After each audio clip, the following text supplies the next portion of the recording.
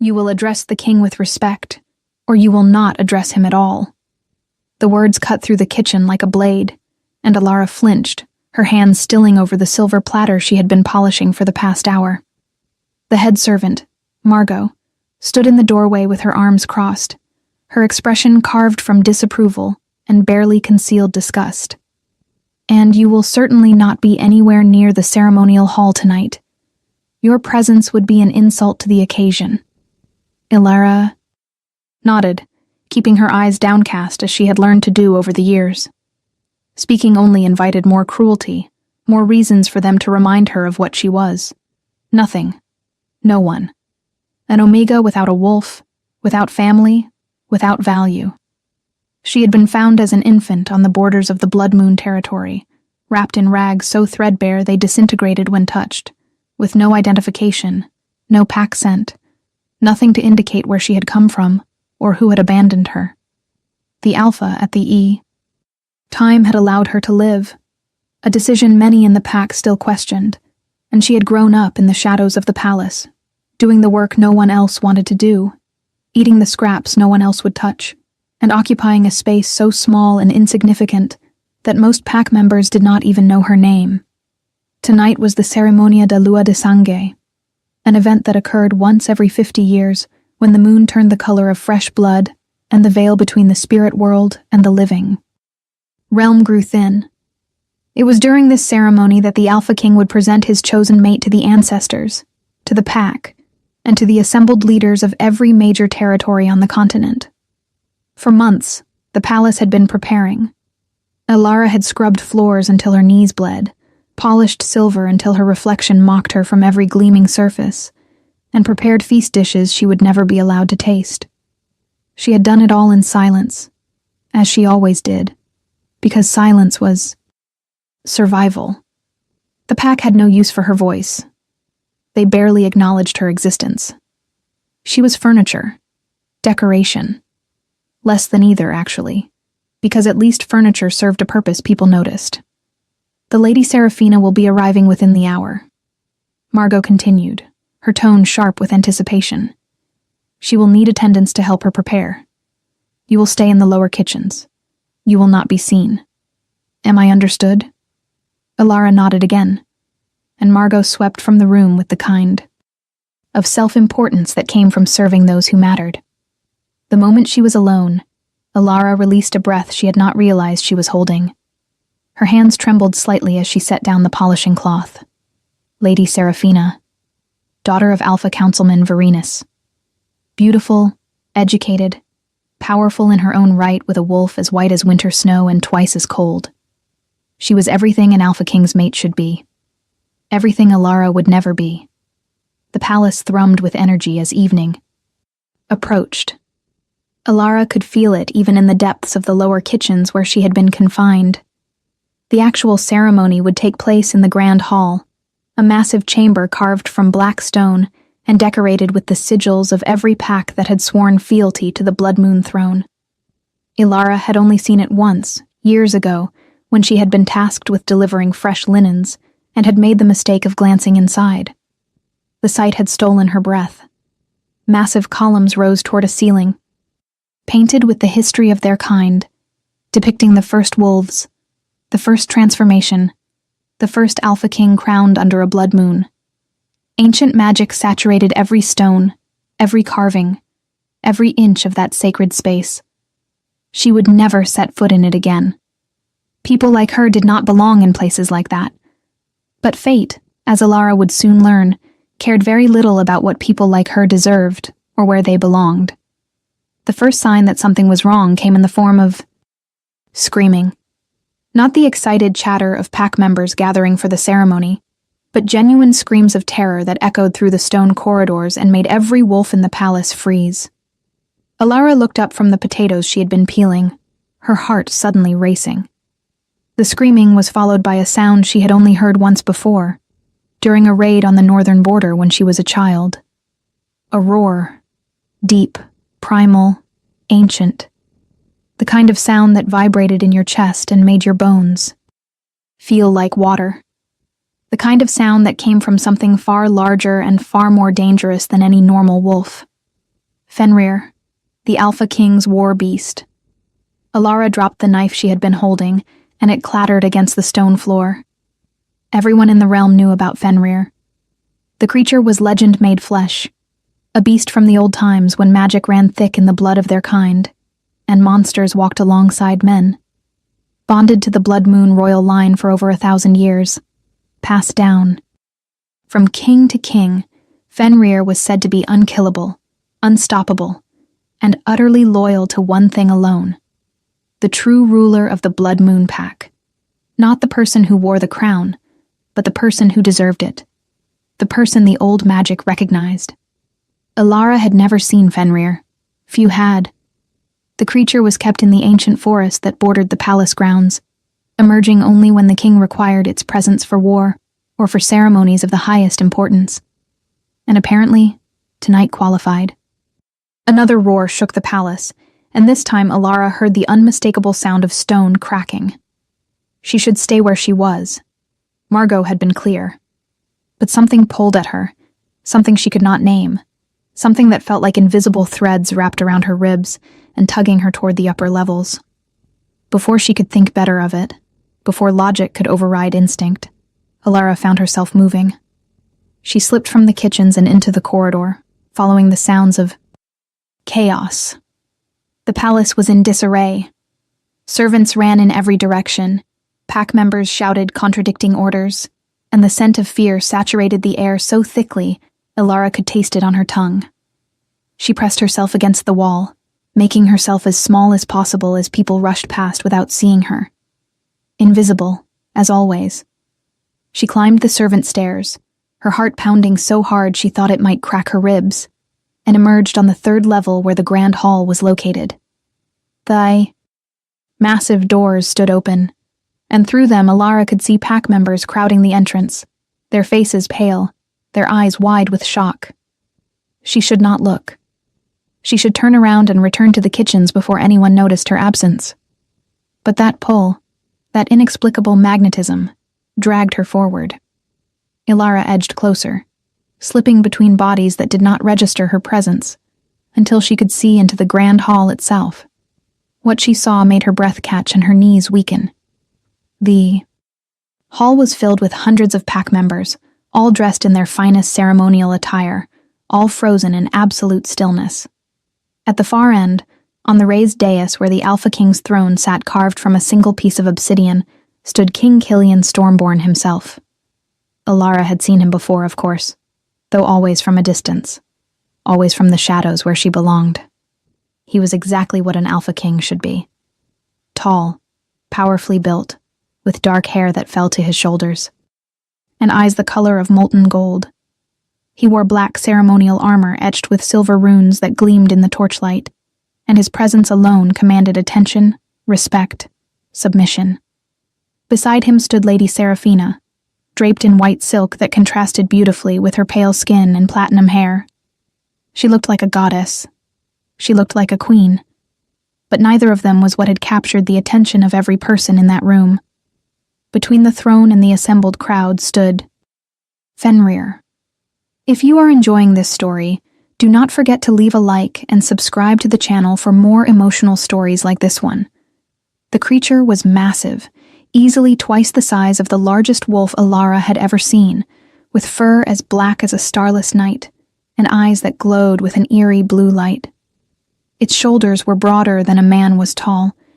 Its claws carved grooves into the stone floor with each step, and its presence radiated power so intense that even from her position at the back of the hall, Alara felt her knees threaten to buckle. This was not a wolf. This was something older. Something that existed before wolves learned to walk as men. Something that remembered when magic was law and power was everything. The war beast stood in the center of the hall, its massive head turning slowly as if searching for something. Searching for someone. King Killian spoke, his voice carrying easily across the silent space. Fenrir recognizes the blood of the ancients. He calls to the one who carries the mark of the first line. His golden eyes scanned the crowd, confusion flickering across his features, for just a moment before his expression hardened into the mask of authority he always wore. Step forward. Whoever you are, step forward now. No one moved. The crowd remained frozen, barely breathing, as Fenrir's glowing gaze continued its sweep of the room. Alara felt her heart hammering against her ribs, felt sweat beading on her skin despite the cool air, felt that inexplicable pull growing stronger, more insistent, more impossible to ignore. This was madness. This had nothing to do with her. She was nobody. She was nothing. She did not even have a wolf. But her feet moved anyway. One step, then another, carrying her forward even as her mind screamed at her to stop, to hide, to run. The crowd parted without conscious thought, people shifting aside as if compelled by instinct they did not understand, creating a path from the entrance directly to the center of the hall, directly to Fenrir. Alara walked as if in a dream, her vision tunneling until all she could see was those glowing blue eyes fixed on her with an intensity that should have terrified her, but instead felt strangely familiar, strangely right. She was aware of the whispers starting, the gasps of shock, the hissed questions. Who is that? Is that the kitchen girl? What is she doing here? Someone stop her before she gets herself killed. But no one stopped her. No one moved. They all simply watched as the girl they had ignored for 20 years walked toward a creature that could tear her apart with a single swipe of its massive paw. When Alara was perhaps 10 feet away, Fenrir moved. The beast took 3 ground-shaking steps forward, closing the distance between them in seconds, and Alara's breath caught in her throat. This close, she could see every detail. The scars that crisscrossed Fenrir's muzzle, evidence of countless battles survived, the intelligence in those. Glowing eyes, ancient and knowing and far too aware. The way the air around the creature seemed to shimmer with barely contained power. Alara knew she should run. Every instinct screamed at her to flee, but she could not move, could not breathe, could only stand there as Fenrir lowered its massive head, bringing those glowing eyes level with hers. For a moment, nothing happened. The entire hall held its breath. And then Fenrir did something that had not occurred in living memory, something that had not happened since the very first Alpha King had proven his right to rule over 1,000 years ago. The war beast bent its front legs and lowered its body until its massive head rested on the stone floor. At Alara's feet, in a position of complete and utter submission. The silence that followed was deafening. Alara stared down at the creature that had just knelt before her, her mind refusing to process what was happening. This was impossible. This was insane. She was nobody. She was nothing. She was just the kitchen girl who scrubbed floors and kept her head down and survived by being invisible. But Fenrir did not seem to care about any of that. The beast remained motionless in its submissive position, waiting. Alara's hands trembled as she slowly, hesitantly reached down. Her fingers made contact with Fenrir's fur, and the moment they did, the world exploded. Power slammed into her like a physical force, driving her to her knees beside the war beast. Images flooded her. Mind, memories that were not hers, knowledge that had been sleeping in her blood for 20 years, suddenly awakening with violent force. She saw battles fought before recorded history. She saw wolves the size of mountains running beneath skies painted with colors that no longer existed. She saw a lineage stretching back through time, an unbroken chain of power and magic and blood that connected her to something ancient, something primordial, something that had been lost so long ago that most believed it had never existed at all. The primordials, the first wolves, the original rulers who had commanded not through strength alone, but through their connection to the very essence of what it meant to be wolf, to be wild, to be free. Their line had been thought extinct, wiped out in the wars that had reshaped the world and established the Alpha Kings as the supreme authority. But it had not been extinct.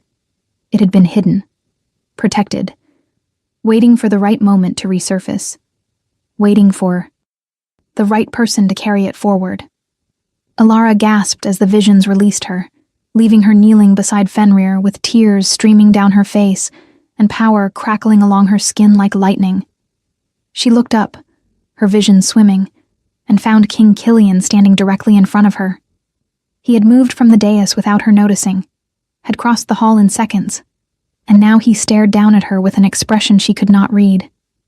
"Impossible," someone whispered from the crowd, and Alara recognized Lady Seraphina's voice, sharp with disbelief and something darker, something that sounded like fury. "She is nobody. She does not even have a wolf. This must be some kind of trick." But Killian did not look away from Alara.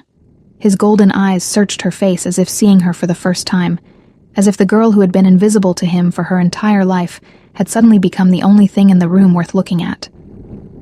"Fenrir does not make mistakes," he said quietly, but his voice carried to every corner of the silent hall. "The war beast knows the old blood when he encounters it. He recognizes the mark of the first line." He extended his hand toward her, and Alara stared at it as if it were a serpent about to strike. "Rise," he commanded, though his tone was gentler than she had ever heard from him before. "Tell me your name." "Alara." The word came out as barely more than a whisper, and she had to force herself to speak again, louder this time. "My name is Alara." She did not take his hand. Could not. The power still crackling through her veins made her afraid to touch anyone, afraid of what might happen if she did. Killian seemed to understand. He lowered his hand, but did not step back. Instead, he turned to address the assembled crowd, and when he spoke, his voice held the absolute authority of a king who would not be questioned. "The ceremony will proceed, but not as planned. Fenrir has chosen. The old magic has spoken. This woman carries the blood of the primordials, and by the laws that govern our kind, laws older than the crown I wear, she is recognized as true royalty." The hall erupted in chaos. Voices shouted over each other, some in protest, some in shock, some in excitement at witnessing something that would be spoken of for generations. Through it all, Lady Seraphina remained silent, but Alara could feel the weight of her stare, could feel the hatred radiating from the woman who had expected to become queen and had just watched that future crumble. Alara wanted to run, wanted to disappear back into the shadows where she belonged, where she understood the rules, where she knew how to survive. But Fenrir remained beside her, the massive beast now standing and pressing against her side, as if to anchor her in place. And she realized with dawning horror that running was no longer an option. Whatever had awakened inside her, whatever blood flowed through her veins, it had just changed everything. King Killian raised his hand, and the hall fell silent once more. The power of an Alpha King's command was absolute when he chose to use it, and every wolf in the room felt the compulsion to obey settle over them like a physical weight. "There will be time for questions later," Killian said, his golden eyes sweeping across the crowd with a warning that was impossible to miss. "For now, we will honor the Blood Moon's choice. Alara of the primordial line, you will stand with me for the remainder of this ceremony. Fenrir has named. You and I will not dishonor the old magic by refusing his judgment." He turned back to Alara, and this time did not offer his hand. Instead, he simply waited, giving her the choice to follow or flee. Alara looked at Fenrir, at the ancient creature who had recognized something in her that she had not known existed, and then at the crowd of pack members who stared at her with expressions ranging from awe to outrage. Her entire life she had been invisible, insignificant, ignored. Now every eye in. The room was on her, and she had no idea how to bear the weight of that attention. But she was tired. So unbearably tired of being nothing, of accepting scraps, of believing she deserved the cruelty they gave her simply because she had been born without the one thing that defined their world. A wolf. Except she did have a wolf. She could feel it now. That presence inside her that had been sleeping for 20 years, stirring at last, stretching as if waking from a long dream. It was not like the wolves she had seen others shift into. This was older, wilder, something that carried the echo of when their kind had been gods instead of subjects. and it was hers. Ilara took a breath, straightened her shoulders, and walked forward to stand beside the Alpha King. The crowd gasped. Fenrir followed, positioning himself on her other side, and together the three of them stood before the assembled packs as witnesses to something that should not have been possible. What do you think will happen? Next? Leave your predictions in the comments below. The ceremony continued, though nothing proceeded as it had been planned. The High Elder, an ancient wolf whose fur had gone pure white with age, and whose eyes had witnessed the crowning of 3 Alpha Kings, stepped forward to perform the blood rites. Tradition dictated that the Alpha King's chosen mate would offer her blood to the ancestors, proving her worthiness to stand beside him and produce heirs that would carry the royal line forward. But as the elder prepared the ceremonial blade, his hands trembling slightly with age, or perhaps with the magnitude of what was occurring, Killian spoke. "The rites must be altered," he said, his voice carrying the weight of absolute certainty. "Ilara carries primordial blood. The ancestors will not require proof of her worthiness. They will require acknowledgement of her supremacy." The words sent another wave of shock through the crowd, and this time even the High Elder looked uncertain. "My king," the old wolf said carefully, "the ceremony has been performed the same way for centuries. To alter it now, especially given the circumstances, might be seen as—" He trailed off, clearly searching for a diplomatic way to finish the sentence. "Might be seen as what?" Lady Seraphina's voice cut across the hall, like a blade dipped in honey. She had moved from her position beside the throne, and now stood at the edge of the dais, her white dress flowing around her like water. Her expression, perfectly composed except for the fury burning in her ice-blue eyes. Might be seen as the king being manipulated by a convenient trick? We all know the stories of the primordial line, Your Majesty. We also know those bloodlines died out centuries ago. What we are witnessing here is either an impossibility or a very clever deception. Ilara felt every word like a physical blow. Part of her agreed with Seraphina. This had to be a mistake, some cosmic joke being played at her expense.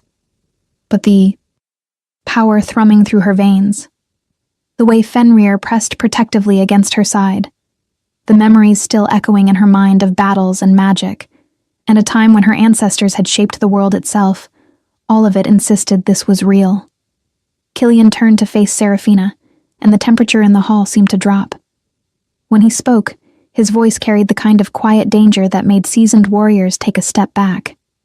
"Are you questioning Fenrir's judgment, Lady Seraphina? Because if so, I would be more than happy to arrange a demonstration of just how infallible the war beast's instincts truly are."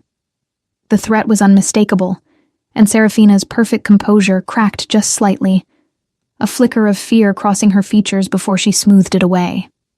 "Of course not, Your Majesty. I merely suggest that we proceed with caution. Surely you can understand the pack's confusion. This girl has lived among us for 20 years, and not once has she shown any sign of carrying ancient blood.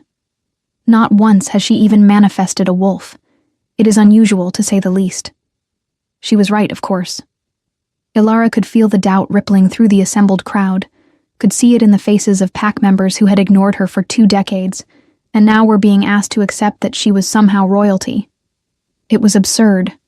It was impossible. And yet, the High Elder cleared his throat, drawing attention back to the matter at hand. "Perhaps," he said slowly, "we might allow the blood itself to provide answers. The ceremonial blade has been blessed by every Alpha King since the founding of the Blood Moon Pack. If Ilara truly carries primordial blood, it will react to the old magic in ways that normal wolf blood cannot." Killian looked at Ilara, a question in his golden eyes, and she realized he was giving her the choice. She could refuse, could walk away from this madness and return to the kitchens, to her simple life, to the safety of being invisible, or she could step forward and prove once and for all whether the impossible was actually truth. Ilara thought about the 20 years she had spent scrubbing floors and eating scraps and being treated as less than nothing. She thought about every cruel word, every dismissive glance, every moment she had been made to feel worthless. and she thought about the power now flowing through her veins, the wolf stirring inside her consciousness, the ancient magic that recognized her even if the pack did not. "Do it," she said, her voice steadier than she felt. "Test the blood." The High Elder nodded and approached with the ceremonial blade. It was beautiful in a deadly way. Forged from silver that had been mined from the sacred mountains, and etched with runes so old their original meaning had been lost to time. The blade hummed with latent magic, and Alara could feel it calling to something deep inside her, something that remembered when weapons like this had been commonplace, when magic had been as natural as breathing. The elder took her hand gently, his ancient fingers surprisingly steady as he turned her palm upward. "This will hurt," he warned, though kindness softened his tone. "The old magic is not gentle when it wakes." Alara nodded, bracing herself, and the elder drew the blade across her palm in one swift motion. Pain flared bright and sharp, and Alara hissed through her teeth but did not pull away. Blood welled from the cut, crimson and ordinary, and for a heartbeat nothing happened. Alara felt her stomach drop. This had all been a mistake, a cruel joke. The universe's way of reminding her that she would never be anything more than what she was. But then her blood touched the runes etched into the blade, and everything changed. The silver began to glow, first faintly, then with increasing brilliance until it was nearly impossible to look at directly. The runes ignited with golden light, ancient words blazing to life after centuries of dormancy, and the air around them began to shimmer and crack with energy. Alara gasped as power surged up her arm from the point where her blood met the blade, racing through her veins like liquid fire. It did not hurt exactly, but it was overwhelming, consuming, transformative. She could feel something inside her responding to the magic, could feel barriers she had not known existed beginning to crumble and fall away. And then she felt her wolf. Not the whisper of presence she had sensed before, but the full, overwhelming reality of it. The creature that had been sleeping inside her for 20 years suddenly opened its eyes, and Alara nearly collapsed under the weight of its consciousness joining with hers. It was massive, ancient, powerful beyond anything she had imagined possible. Its fur was the color of moonlight on water, silver and white and pale blue all woven together, and its eyes glowed with the same ethereal light that now poured from the ceremonial blade. This was not a normal wolf. This was something that had not walked the earth in over 1,000 years. This was a primordial. The light from the blade intensified until it filled the entire hall, forcing pack members to shield their eyes, and when it finally faded, Alara stood transformed. Her plain servant's dress had been replaced by ceremonial armor that had materialized from the magic itself, silver and white metal etched with the same ancient runes that decorated the blade, fitting her perfectly as if it had been made specifically for her body. Her brown hair, which had always been limp and unremarkable, now fell in waves that seemed to catch and hold light, and her eyes, when she finally opened them, glowed with the same pale blue luminescence as her wolf's. The silence that followed was absolute. Even Lady Seraphina, who had been so quick to voice her doubts, stood frozen with her mouth slightly open, unable to form words in the face of what she had just witnessed. The High Elder stared at Alara with tears streaming down his weathered face, and when he spoke, his voice shook with emotion. "Blessed by the moon," he whispered. "After 1,000 years, the primordial line has returned." He dropped to one knee, then both, pressing his forehead to the stone floor in a gesture of absolute submission and reverence. "Forgive us, first daughter. Forgive us for not seeing what you were, for not protecting you as we should have." His words seemed to break the spell that had frozen the crowd, and like a wave, pack members began to kneel. First one, then 10, then hundreds, until the entire grand hall was filled with wolves bowing before a girl who that very morning had been nobody worth noticing. Alara stood in the center of it all, overwhelmed, terrified, and completely unsure what she was supposed to do or say. Killian remained standing, as was his right as Alpha King. but even he looked at her differently now. The calculation in his golden eyes had been replaced by something else. Recognition. Respect. And underneath both, something that looked dangerously close to fascination. He moved closer, closing the distance between them until he stood directly in front of her. So close she could feel the heat radiating from his body, could smell the scent of pine and night air that clung to him. "Ilara of the primordial line," he said formally, his voice carrying across the silent hall. "Fenrir has chosen you. The old magic has acknowledged you. And I, Killian Stormborn, Alpha King of the Blood Moon Pack and Sovereign of the Northern Territories, recognize your right to stand as equal to any ruler in this realm." He extended his hand once more, and this time Ilara understood what he was offering. Not just assistance, but partnership. Alliance. A place beside him not as a subordinate, but as someone whose bloodline was potentially even more ancient and powerful than his own. If you want to see how this story ends, make sure you are subscribed with notifications on. Ilara looked at his outstretched hand for a long moment, her mind racing. Accepting would change everything, would thrust her into a world of politics and power struggles and expectations she had no training to meet. But refusing would be worse. Would be an insult not just to Killian but to the magic itself, to the ancestors who had somehow kept her bloodline alive through centuries of near extinction, to the wolf now pacing inside her consciousness and demanding she claim what was rightfully hers. She reached out and placed her hand in his. The moment their skin made contact, power arced between them, visible to everyone in the hall as silver and gold light intertwined and spiraled upward. Ilara gasped at the intensity of it, at the sense of connection that suddenly existed between her and this king who until moments ago had been nothing more than a distant figure she observed from the shadows. She could feel his wolf, powerful and dominant and absolutely alpha in every way, and she could feel how her own primordial wolf responded to it. Not with submission, as she might have expected, but with challenge and interest, and a recognition that went deeper than logic or reason. Mate. The word echoed through her consciousness, though whether it came from her wolf or his, or from the magic binding them together, she could not say. But she knew, with absolute certainty, that what Fenrir had recognized was not just her bloodline. It was this connection. This bond that should not exist between a kitchen servant and a king, but apparently did anyway, because magic and fate cared nothing for social hierarchies or carefully laid plans. Killian's eyes widened slightly, and Ilara knew he felt it too. The bond, the pull, the absolute certainty that somehow, impossibly, they were meant to stand together. "This changes everything," he said quietly, so only she could hear, and Ilara did not know if he meant politically or personally or both. Probably both. Definitely both.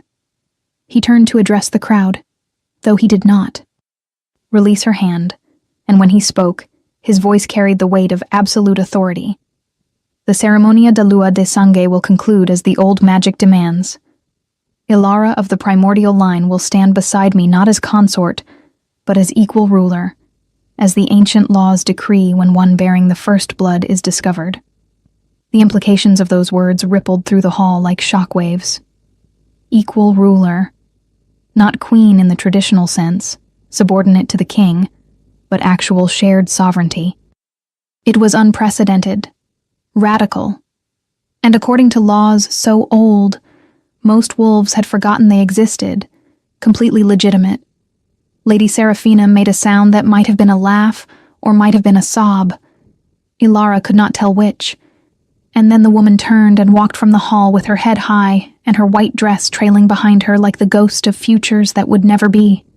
Several of her supporters followed, their faces dark with disapproval, but most of the pack remained, kneeling, watching, waiting to see what would happen next.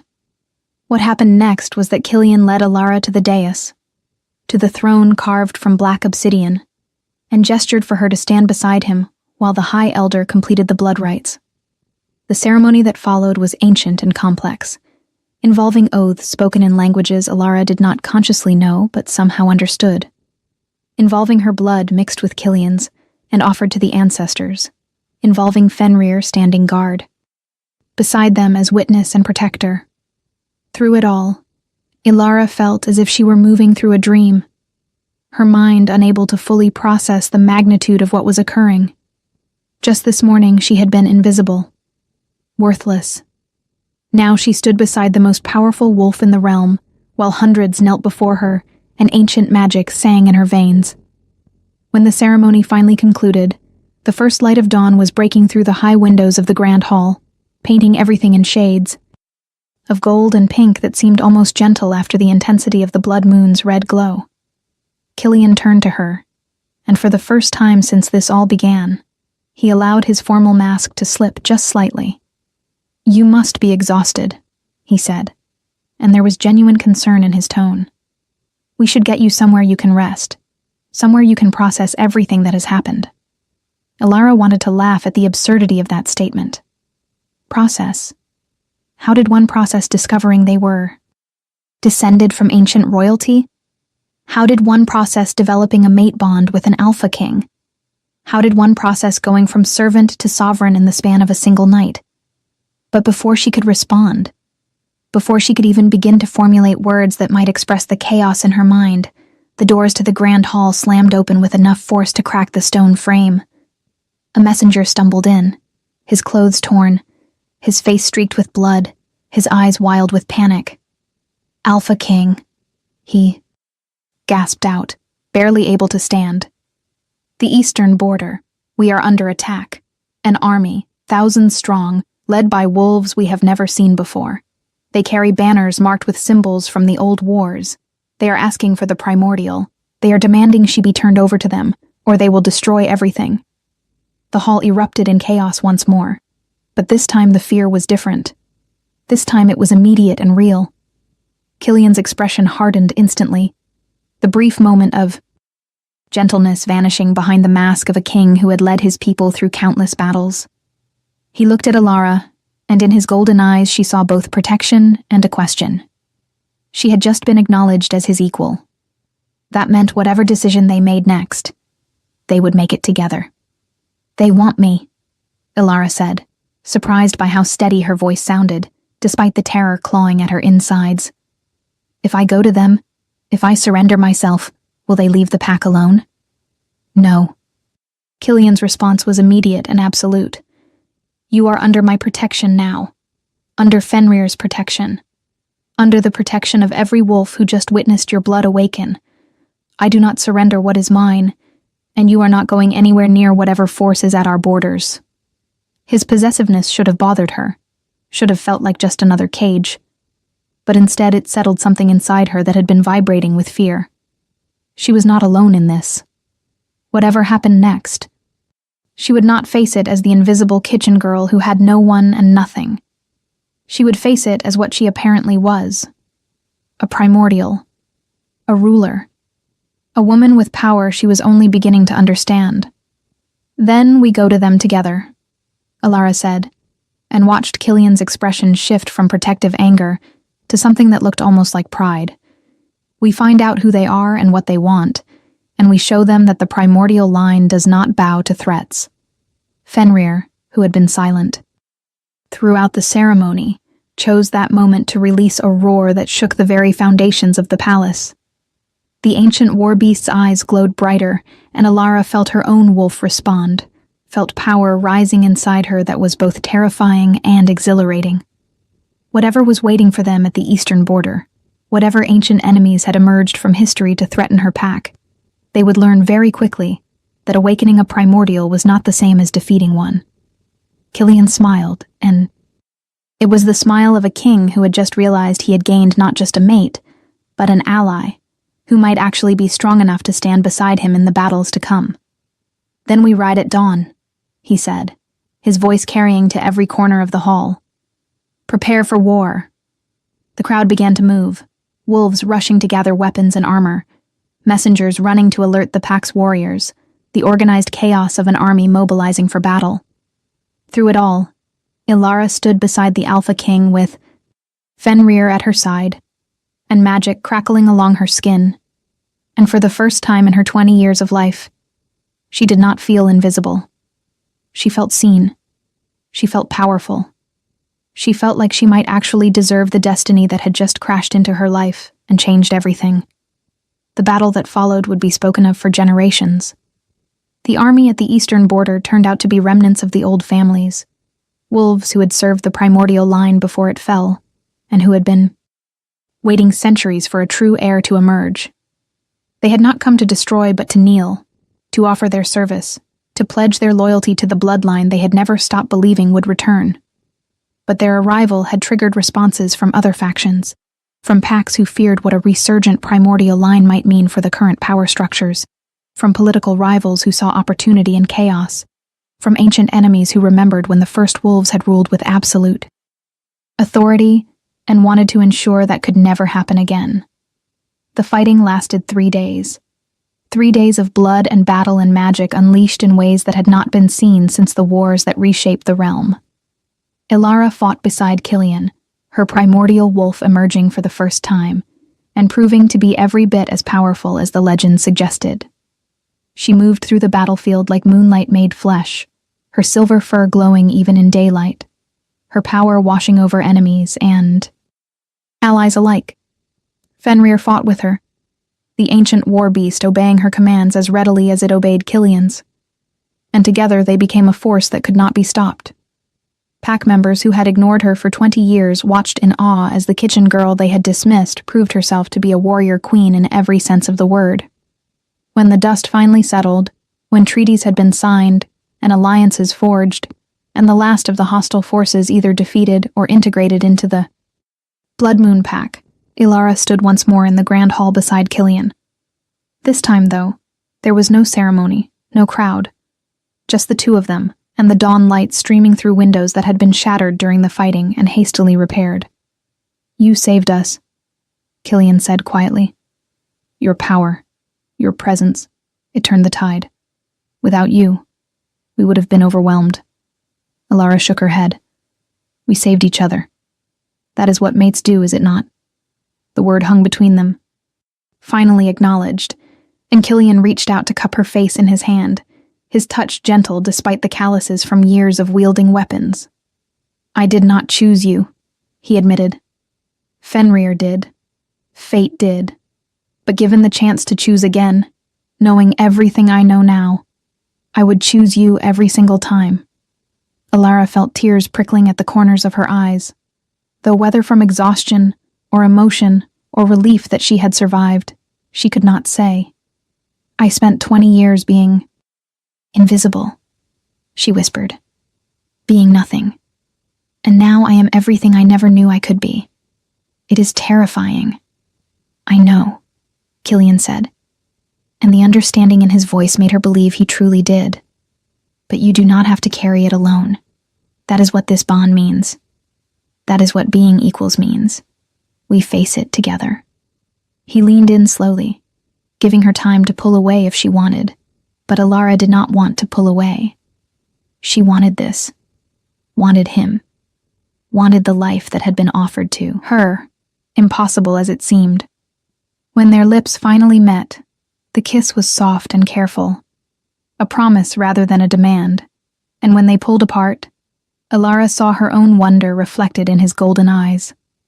"Together," she agreed, and felt her primordial wolf settle contentedly inside her consciousness, finally at peace with where it belonged, with who it belonged to.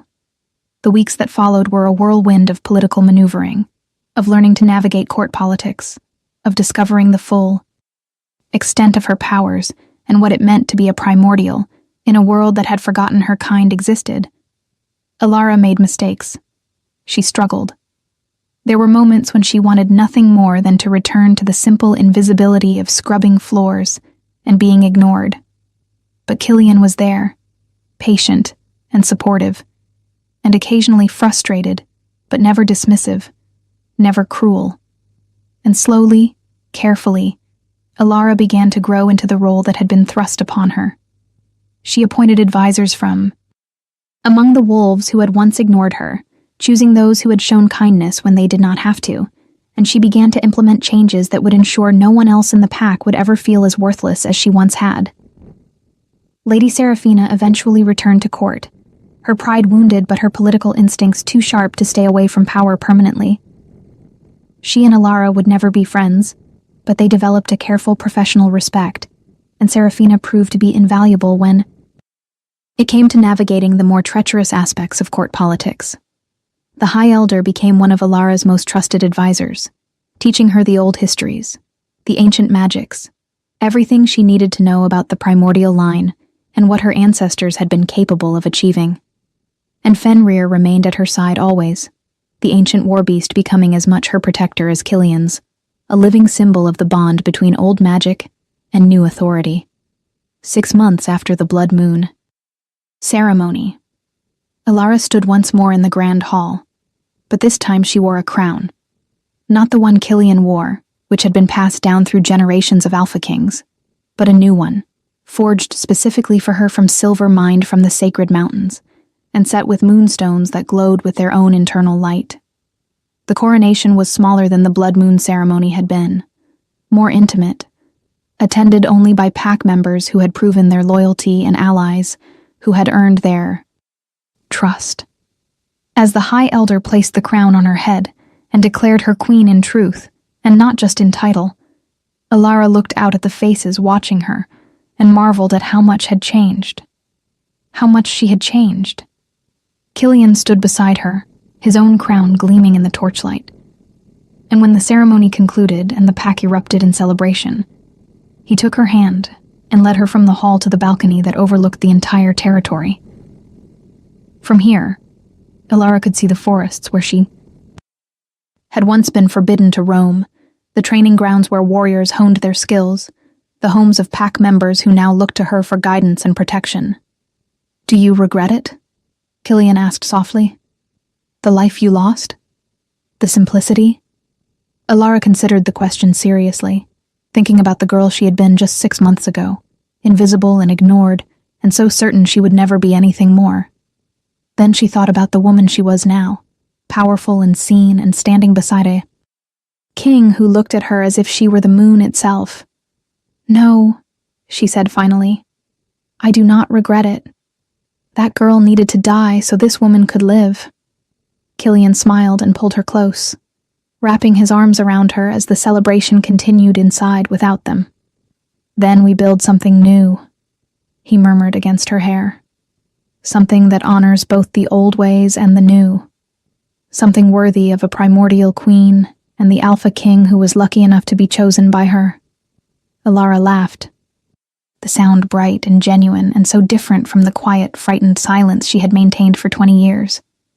"Chosen by Fenrir, you mean?" "Chosen by fate," Killian corrected. The war beast just had the good sense to recognize it first. If this story touched your heart, share it with someone who loves epic romance. Tell me in the comments, did you see this ending coming? As stars began to appear in the darkening sky above them, Alara leaned into Killian's embrace and allowed herself to simply exist in the moment. No longer invisible, no longer worthless, no longer the girl who scrubbed floors and kept her head down and survived by being nothing. She was Alara of the primordial line, queen of the Blood Moon Pack, mate to the Alpha King. And for the first time in her entire life, she was exactly where she was meant to be.